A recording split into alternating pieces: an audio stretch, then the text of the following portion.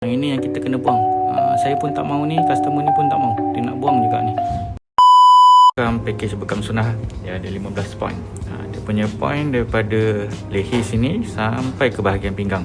Okey, tujuan urutan kuasa ni untuk lembutkan otot. Kita bagi aliran darah. Supaya badan kita tak mengejut lah. Tak mengejut seketika kita akan buat tusukan nanti. Nampak dah merah sikit dah badan.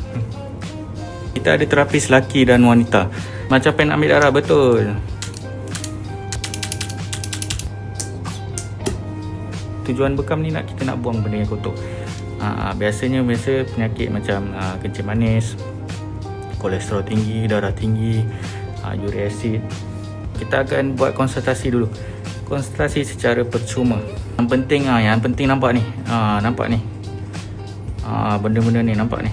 Kalau ni lama simpan kat dalam badan, macam-macam penyakit berangkai boleh jadi.